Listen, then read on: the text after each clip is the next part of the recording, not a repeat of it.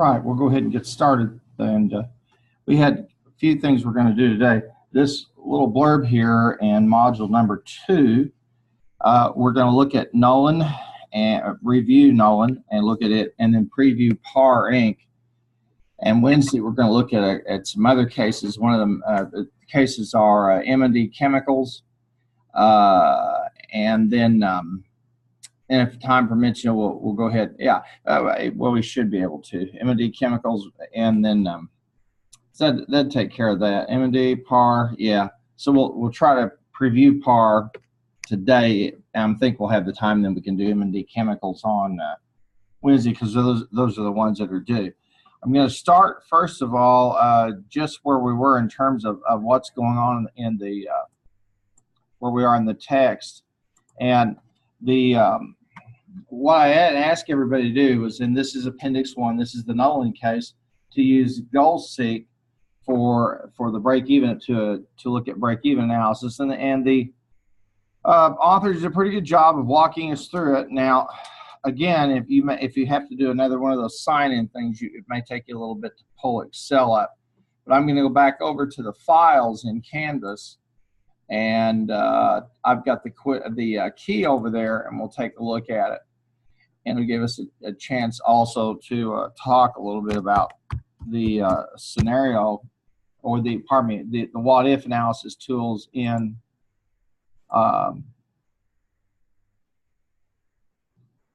you hear a ringing? That's strange.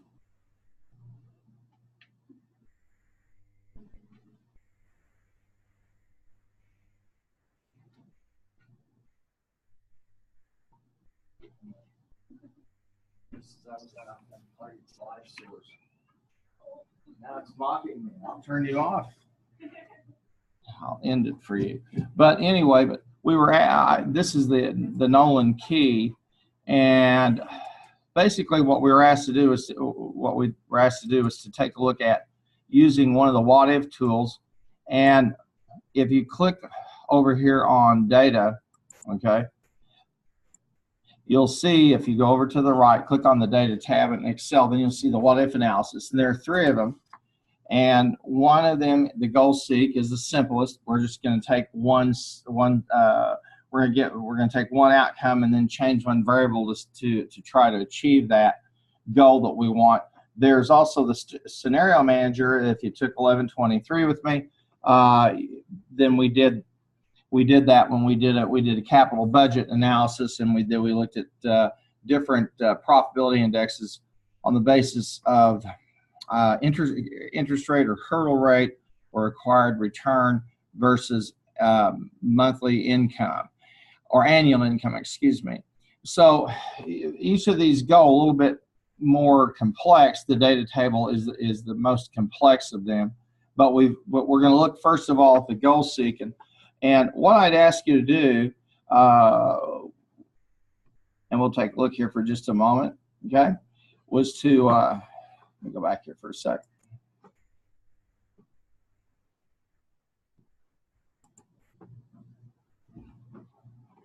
Okay.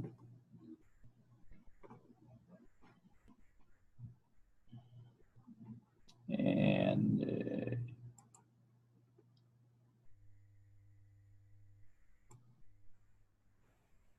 okay. I'm gonna go ahead and copy those and put them on Notepad where we can see them a little bit easier. All right, and we want to use goal seek to change the selling price for unit to get a total profit of $5,000 and we're going to use goal seek to do that.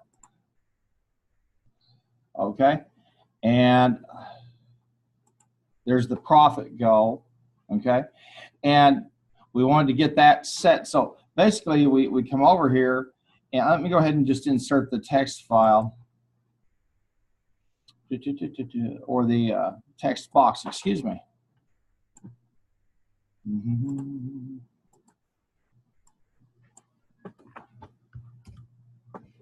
And I'll pop that up a little bit so we can see it a little bit more readily. Okay. And we're going to use the goal seek to change the selling price for unit to get a total profit of 5,000. So I want to click on data, And then I want to go over to the what if analysis.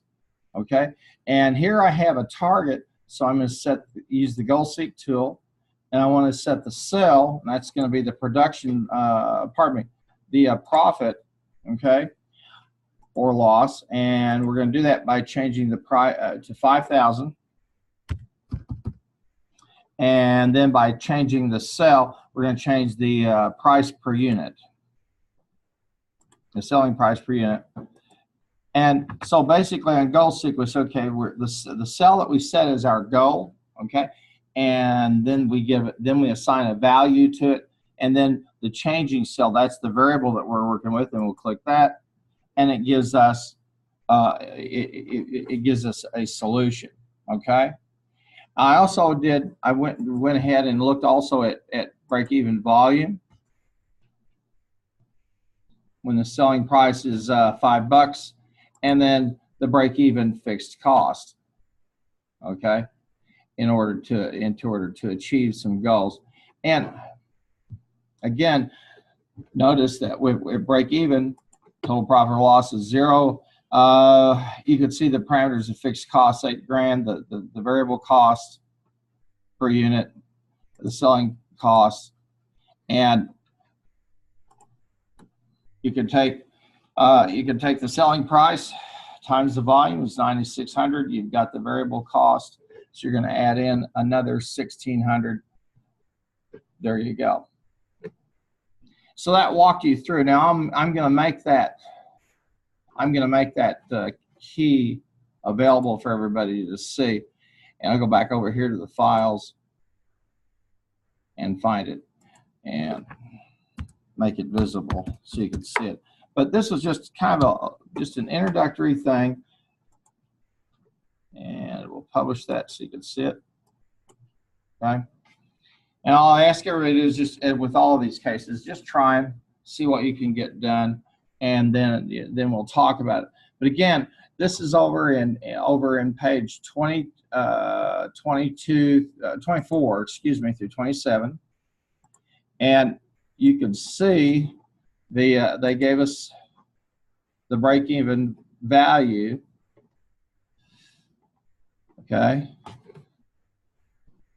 and they show us the formulas there for total cost, total revenue, total profit or loss, and the items if we had a production volume of 800, where we're breaking even at that point.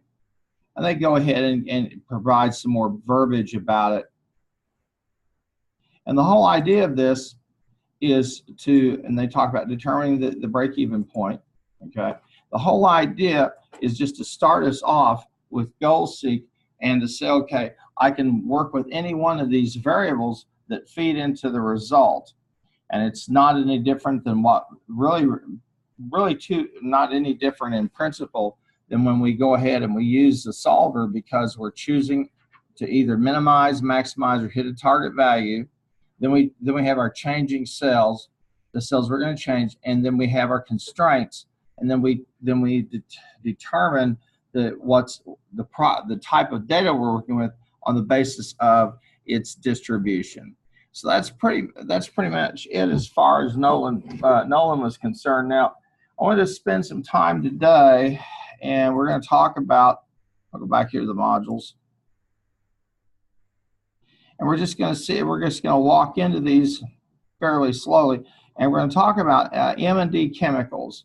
And the M&D chemicals, so we're going to peg that, what page it's on. It's on pages 52 through 57 in the textbook. So let me pop over there, and I'll go over to page, and so I think it's in chapter 2.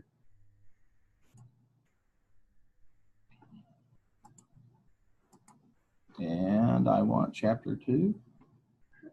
Here we go. I probably should just do a search for it, M&D chemicals.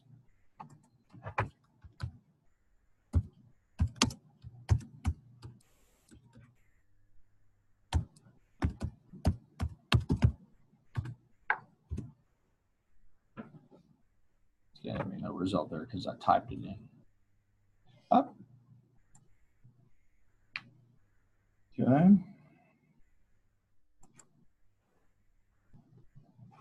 And we'll pop on over there.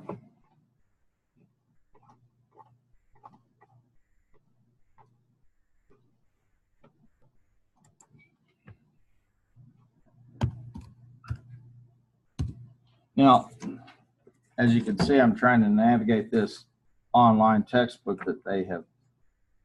They're no longer doing. They're no longer providing us with.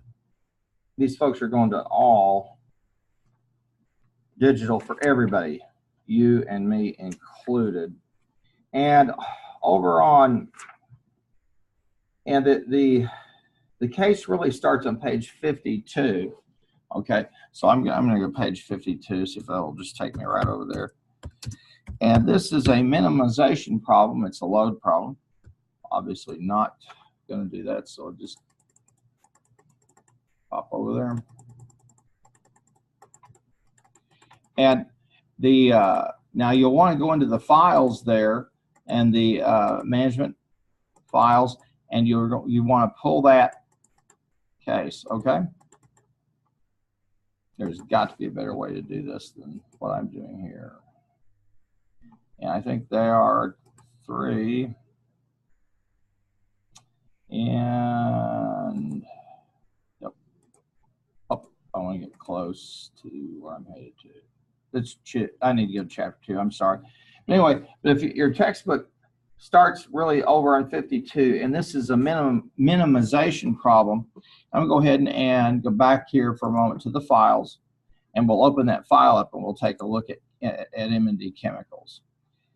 And scroll down here, probably find it quicker just doing it like this. Find the MIS. They're there. They're the web files. And we'll download that, and we want to find M&D, and it's going to be in chapter 2.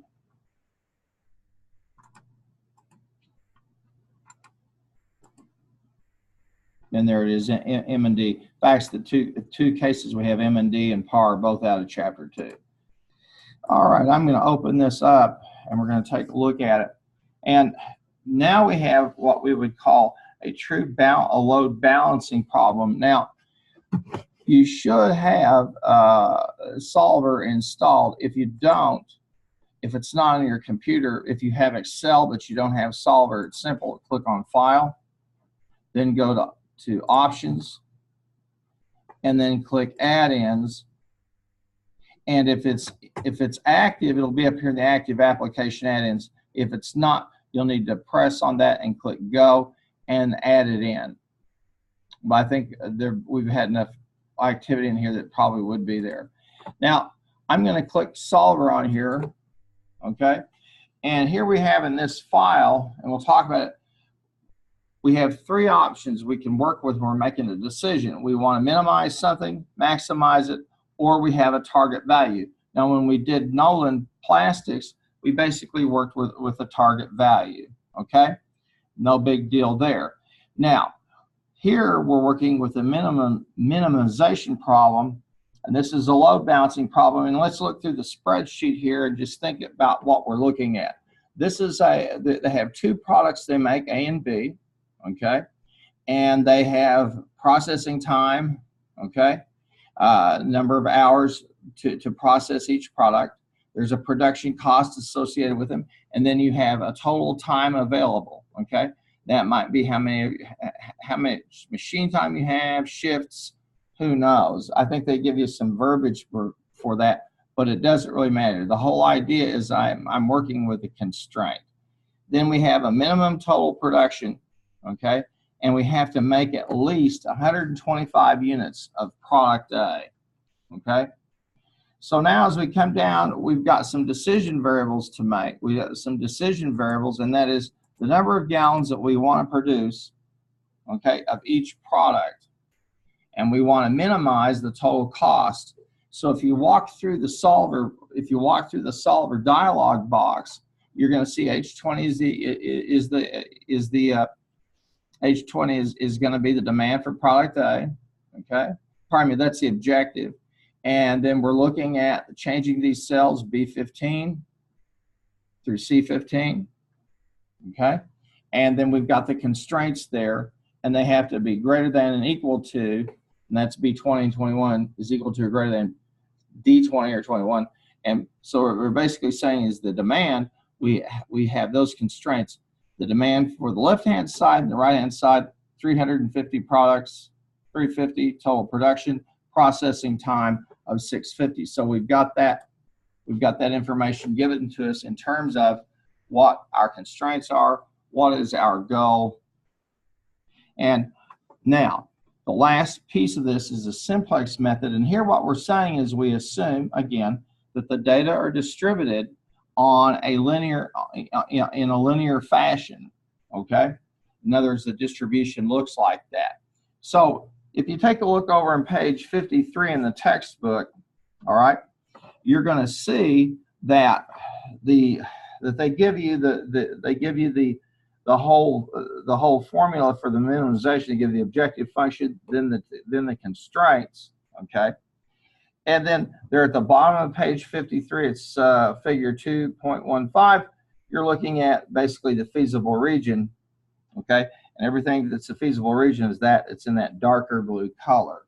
So yeah, we just simply we solve for it, and we're going to set our objective function, and that's going to be age 20, okay? Now let's come over and we'll look there. Our objective function is going to be here. We want to minimize the total cost, and then we want to change those cells, and we'll solve for it. And it says we have a solution, okay? And do you want to see the reports or not? And let's just for a moment just do that. And now what I'm going to have you do for the lab work is I'm going to have you change some of those constraints. And if you want to see the reports, you can click on the answer, the sensitivity, and the limits reports. Click OK, and it will give those to you. All right. Now, the text is going to give you a little bit of help in terms of working through these. And Excel is going to look, the Excel output you get will look a little bit different than what you see in the text, because the text will typically give you stuff from that lingo tool that they have, but it doesn't matter. The results are the same. Here we have an original value, and we had a final value of 800 because we'd already run it. And then we have the original value in terms of the variable cells, okay, and the final value.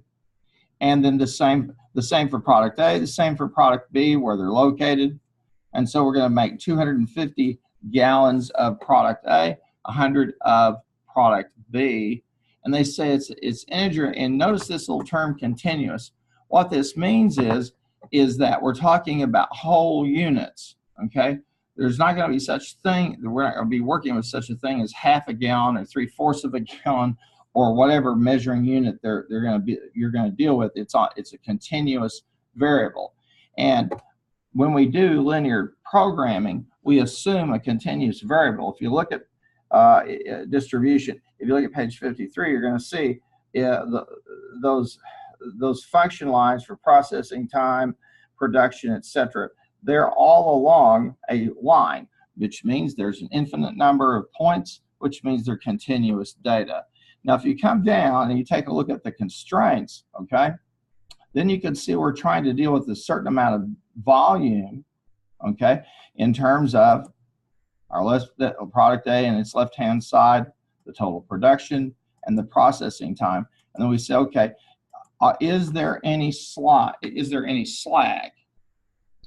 And when we talk about, and then you'll see this term binding. It'll take us a while to navigate through this and kind of think our way through. When we see that term binding or not binding, what that means is these have to be what they are, and this, because it's a Slack resource, can be changed. Okay, this is a phenomenon. If you did stat and you had to talk, or you talked about degrees of freedom, same story there. Okay, so what I'm going to have you do then is change some of the variables and see, okay, what will you get when you change some of those constraints, or you try to maximize or minimize. Let me bring this down for a sec, okay? And I want to go back over here, and let's look at this for a moment and see what we were going to do with it. And this whole thing is just to get us used to working with more typical, what we're seeing right now are more typical and more simplistic problems than we would be dealing with. Now, what I ask you to do there is to find the left-hand side and the right-hand side if the processing time is increased per product 10% and the time available goes down 8%. So as I go back in here and we'll look at this for just a moment, M&D, then we're talking about we're going to reduce the processing time. Okay, I'll go back right over here to the solution, and we're going to change the processing time, and then we're also going to change the time available. Okay, time is the key variable in this situation, and we're going to see what we get. And again, I give you that, and what I would do if I were you is I'd copy this, insert it in the text box, and throw it in the file as you work on it. And that one's going to be due on the 16th. Okay. But all that they're basically doing is walking us through a simple minimization problem, and then they cover a little bit on. They talk about the graphical procedure and what they mean by surplus variables. Over on page 55, they talk about that. Okay. And what that means. And so you'll want to take a look at when they talk about we've got a slack variable or surplus variable. That means we can change that to a certain degree without changing the result that we want to get. In other words, a feasible solution. And if you don't believe me, again, you can look at the graphical solutions on figures 215 or 216. You'll see within those dark areas are really just a continuous.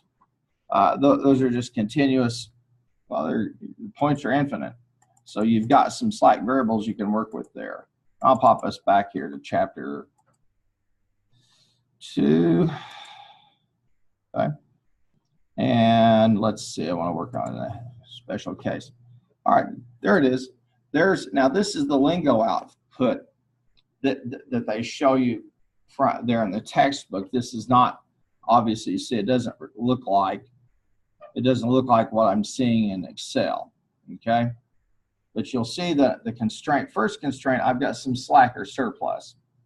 So I can redistribute it if I need to.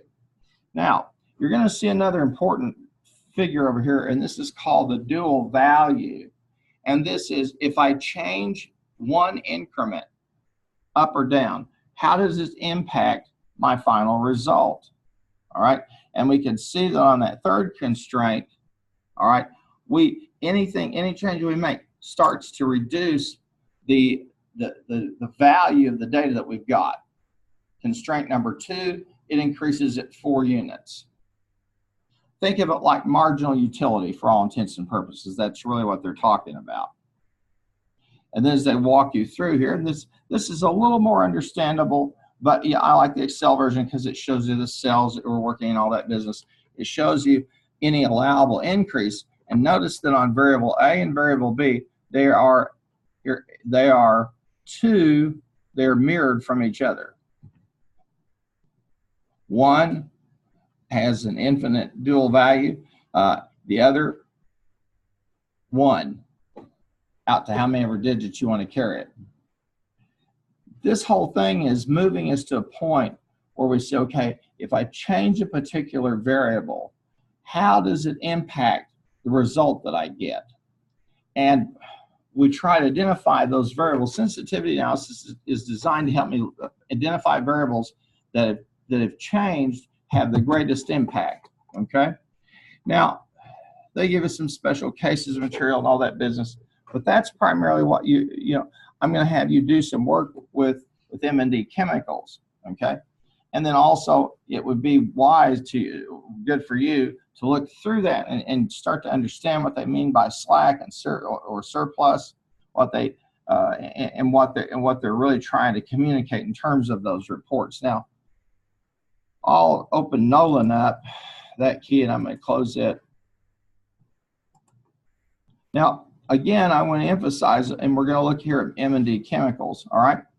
These figures, processing time per product, the production cost per product, okay, and the time available. These are internal operational issues, okay? So I'm going to go ahead and just highlight that for you. You can see. These are production issues. These are things that hopefully are what we would call controllable variables. They may or may not be, but we would think they are. Now, how the extent of control, you know, materials are one thing, okay, because you're dependent upon a supplier. So you have some control, but not a whole lot. If you've got one vendor, many companies that manufacture goods or assemble goods usually only have one vendor. So you're kind of at their mercy. And that's just unfortunately often the way it works. But here we've got these supposed controllable variables, okay, where I can through training or whatever, maybe new machinery, etc., change the processing time on product A and reduce the total and reduce the time that has to be available. See, this 600, okay, might be in the context of M&D making many products. And so they have, if they have a manufacturing facility, they've got to take into account, or a processing facility is what they would have. They have to take into account how much they can run through it, and then reset the line to run what other products they have to use. Or they may have a whole set of supply chain vats and processing tubes and things of that nature that are for each product. We're not given that information, but we know, okay, that in context, we have to get these data. And these data here, okay, the processing time and the product time and the time available. The authors don't really dwell on that much because it's an intro course, but those have to come from somewhere, okay? And you don't grab them out of your hip pocket. You should have either historical data, or you ought to have from your company, or you ought to have industry standards of some type, or both, okay? Now, you say, could I, if I wanted to, simulate this? Sure. You could take the processing hours for product A or product B, okay, and you could run them, randomize the numbers. You could run 1,000 cases, throw it in there and see what it looks like, you know. And again, because these are supposedly controllable variables, okay, you're in good shape. However, all right, you have an issue that's lurking here that the text doesn't talk about, because it's a management science text, okay? But in terms of management, you really have two, okay, white elephants sitting in the room, and I'm going to give them a different color shading, and that's the minimum total production and the product minimum. Those are uncontrollable variables. Why? You assume if you're making this stuff, you're going to sell it. You hope you sell it. If you don't sell it, you've got a problem. So the total production figures that you have to make for total, and certainly product A, okay, that minimum amount that you have to make is a market-driven figure. It would have to come from your sales data, forecasts, all of that business. It's not something you just put in there in isolation. So those production figures are really more market data and should be drawn in. So if you put something like this together, okay, and companies that are pretty astute that do this, and they probably have you know, if they're a large processor of this type of material, boy, people in the petroleum industry taking all that raw crude and then dividing and figure out what to do with them, where to send it. They have quite a problem. Or people in pharmaceuticals business have these same kinds of challenges. I've got to make sure that I meet minimal production standards and total production standards. Okay, I've got to do that in order to get the profit that I need.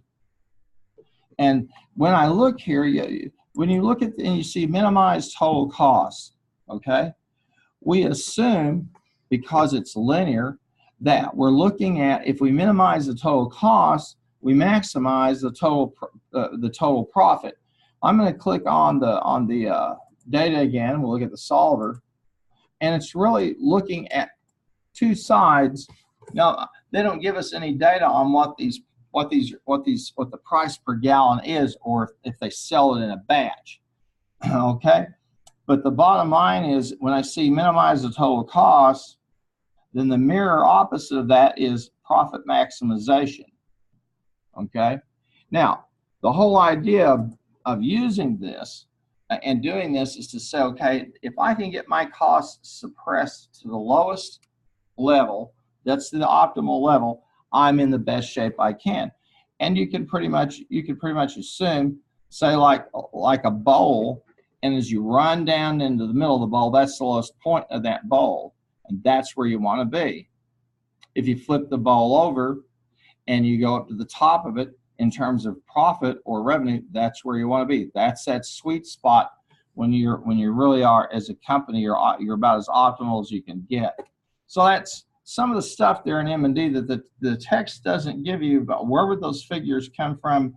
And that's something that you should be doing some thinking about as you walk through these cases. And I'll try to fill in some of the blanks in terms of the more experiential piece of this for each of these cases. So that's M&D Chemicals, okay? And that one, and the text gives us some pretty good narrative, okay, in terms of dealing with surplus variables. What they mean by that, the dual price. The dual price, dual value is also like what we call a shadow price in economics. But what you need to understand is it's really a gauge of the marginal utility. Okay. Now this is PAR Inc. There's the solution for M&D Chemicals. Okay. And then they talk about some alternatives, optimal solutions, and they want us then to, and they introduce us to PAR Inc. Now, again, notice what we're looking at. They walk us through some of the math there. This is over on page 58 in your text.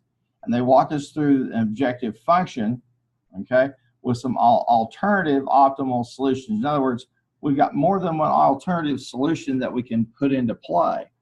You always need to understand, when you see this area, what this means is all of these points within here are candidates for a quote unquote optimal solution. What determines where you are, okay, is going to be in terms of, for example, processing time. Do you have the right equipment? Yeah, and I'm back to M&D Chemicals. Do you have the right materials? Okay, if you've got high quality materials, probably processing will go faster. Production costs. That's going to include if you've got any skilled labor involved with that, or you've got maybe it's computer aided or something of that nature.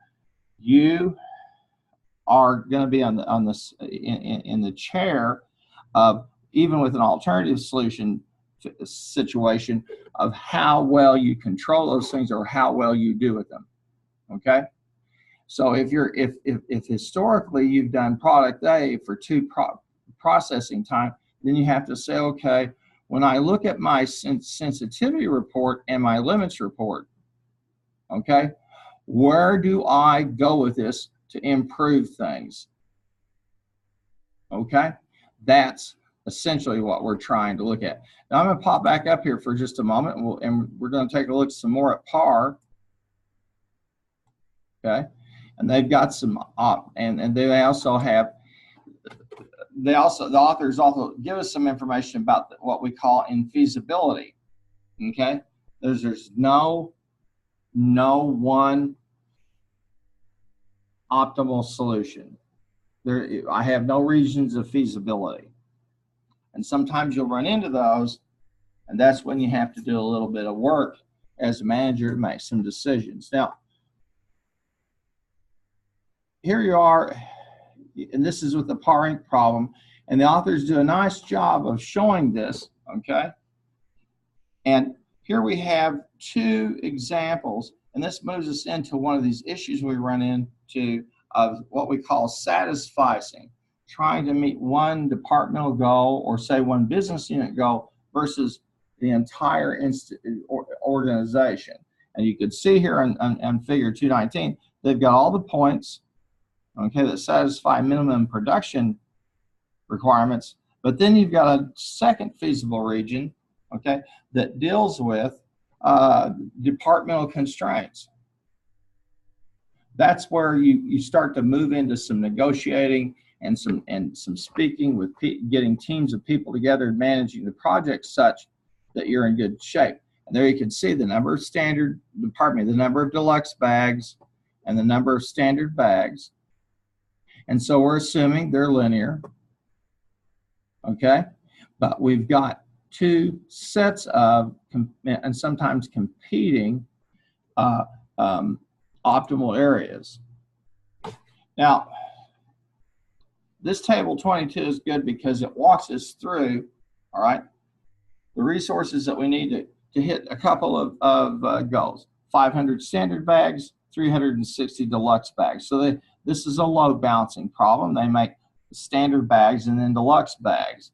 And they've got minimum resources required, okay?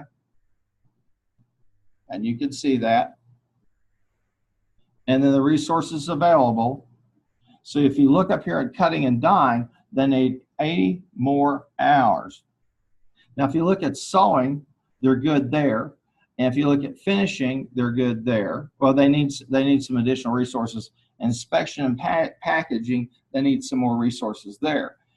What this looks like is something quite typical, and that is where you have the sewing is probably done by a machine.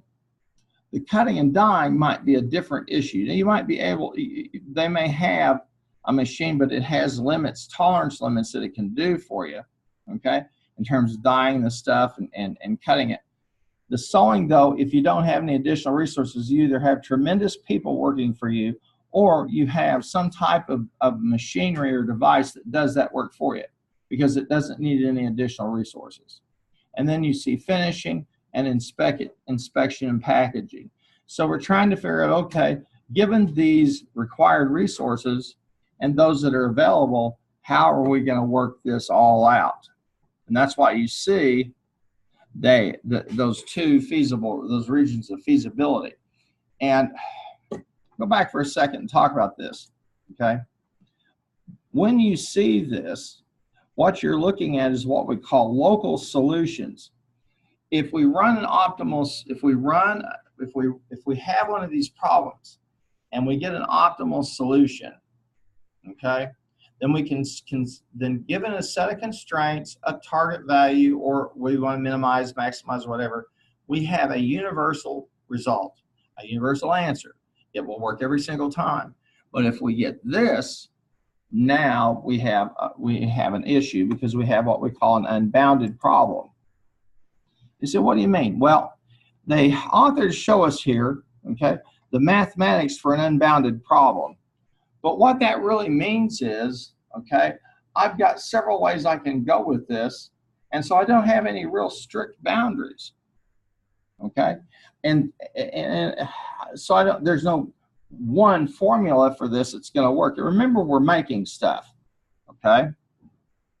And when we run into these kinds of issues, when we're making things, then we have to decide how are we going to negotiate each of these areas. That is what works for, say, the departmental level versus what might work on a macro level. And they walk us through some of those decision variables there. The authors did a pretty decent job of showing us that process where you look and you see three different optimal solutions. And then you see, and as they cut through the feasible region. The only thing I can say that it might, the only thing I can say that will really make some sense to you is if you've had finance with Dr. Reed or whoever you took, and you had to do capital budgeting and you had to do internal rate of return. And hopefully whoever it was nice to you and let you use Excel. If they didn't, they let you do it by hand. You found it pretty maddening because you kept going and finding it. No, that's not it. That's not it. Okay. And IRR, okay, is what? Where NPV is 0. And so that's when you hit the best internal rate of return. Similar situation here. Okay. So you have to really, this moves you more into a strategic issue, okay, than you do than you would with something like we just saw with Nolan. Okay. Now for Friday, and we'll go back over here for a sec, and we'll go into PAR.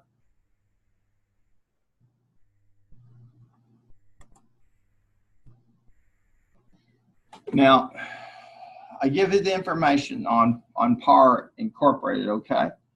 And then ask you to compute the right hand, to get the left hand side and the right hand side where your standard cutting and dyeing, etc. Okay? How many bags will be produced? So what I'm having you do now is come in and start to change these variables and see how they impact, all right, the left hand and right hand sides of those equations. In other words, the outcomes that result from the constraints that we've built in. And so once again, your best bet, and this is MD. Let's go back into the files, and we'll go back to those MIS files. Let's go down here. That's where you're going to find all the files. MS-13 web files. Download that. I think we're still in chapter 2. Yeah, we are. And there's PAR. Now remember, when you work on one of these, save it to your desktop. I would close it. Might want to rename it, and then open it back up. And then when you're through, close it and load. If you just stay out here in the ether world, it's not going to load that for you. You'll have problems or have problems with it working. Let's look at PAR for just a minute. We'll open it up a little bit. Okay. And we can see they give us some information. I forget exactly what it is that they do. Let's see if I can find them over here. What do they make?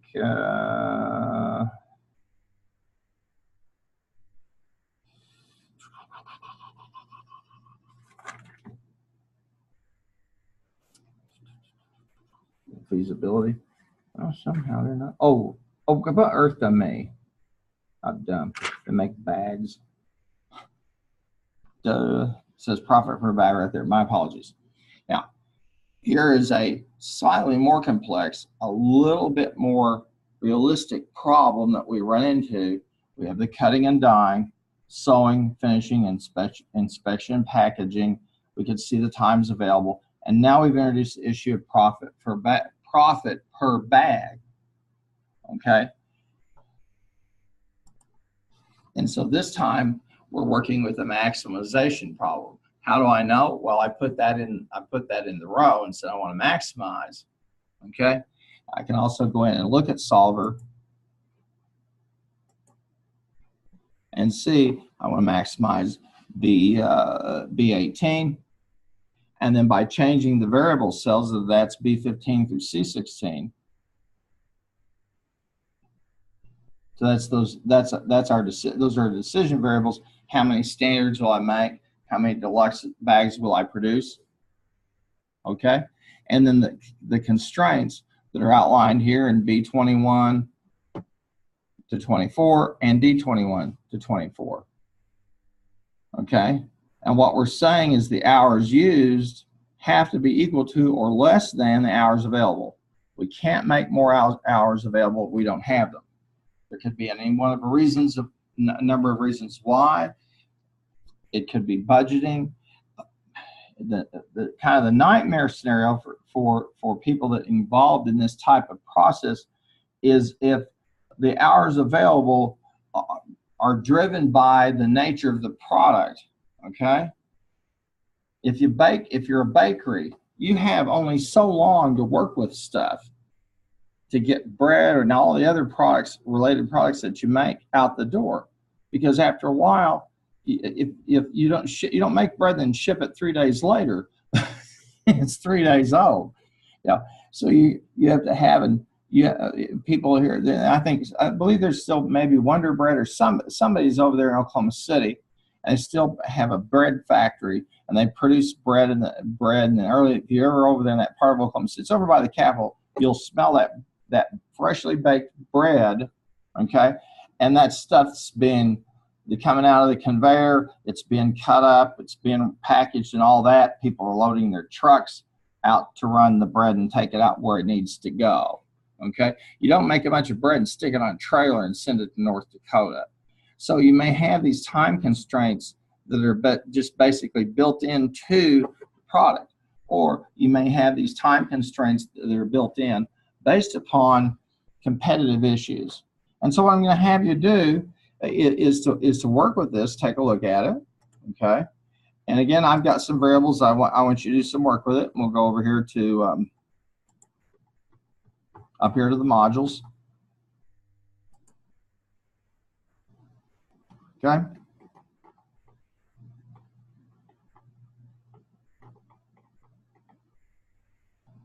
And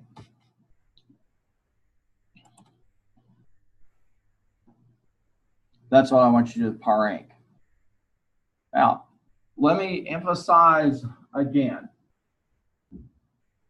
when we work with these, okay, I'm just trying to basically get you comfortable with working with Solver and comfortable with working with that methodology, excuse me, which is really what it is, of optimization, okay? And it's different than a method. A method would be goal seek. Methodology is a philosophy more than it is that contains a set of methods. We're talking about methodology, so okay, we want to find the optimal result. And if we don't have an optimal result, then the result that's the most satisfactory for us, that's what we do. And 90% of this is finding out, am I working with something that can be optimized? If I'm not, then I understand the world I inhabit. The second thing is, where would I get these figures? Where do I get the data for these? And then, of course, obviously, is the question of what are the marketing implications, okay? And that's going to be things like the profit per bag and how many bags I produce and the maximum, my total profit. But certainly, I don't want to make 540 bags if I'm not going to sell them. Same thing with a standard or deluxe. So I have to have those good data for marketing. So there's input from everybody here, the people in operations, the people in marketing, certainly the people from accounting or finance of the company, to come up with this and say, okay, where do we sit in terms of the ideal situation? Okay. Now you run a risk, okay? And the risk is this. Let's say that you have this nice model that you've worked out, and you find that you've sold, that there's greater demand for your product than you anticipate. It's back to the drawing board. But that's where you'd have to have some good marketing data, where the folks in marketing would come back, and then you'd have to talk about, okay, have I blown my budget and I can't make any more, so we can't produce anymore, or have I created a budget for this, okay? Because this does imply a budget that's going to give me some slack in the event that I need to produce more, or some slack in the event that I don't sell everything. I may well not. And that's something that's just an experiential thing and a contextual thing that all I can do is say, watch out for those things. All right. Now, what we're going to see, okay, and we've talked about making chemicals, we've talked about processing bags, as we go through this course, one thing I hope that will resonate with you will be the incredible number of problems that we can deal with. Plus, they deal this methodology, management science, applies to just about any situation you can find, and we're going to do everything from developing a portfolio, financial portfolio, to determining how many ATMs to have at a bank, queuing problems, etc. Okay, and we're always doing this. We're making a model. We build a model, okay, that we can use to make decisions with. And that textbook speaks to that in chapters, I believe in chapter 1, at great length about the difference between problem solving and decision making. Okay, and again, these things are subject to all kinds of factors out in the real world. But at least if you're familiar with it, you can understand what you're going to do. And you say, well, you know, where in the world would I be with this? Let's look at this for a minute. I'm going to click on Solver, and I'm going to click Solve. All right. And I've got a limits report. Our lower limits, our upper limits. And you can see there's not much given this. Okay, folks, that'll pretty much do it for this morning. I'll record this and place it over there, and then we'll take a look at some other cases on Wednesday. We may be a little bit ahead, not sure, but I want to take a look at it and see. Thanks for showing up. Those of you who are out there, appreciate it. And I'm going to stop sharing. And before I depart, anybody have any questions? Clear as mud. Okay. Thanks a lot, folks. That'll do it.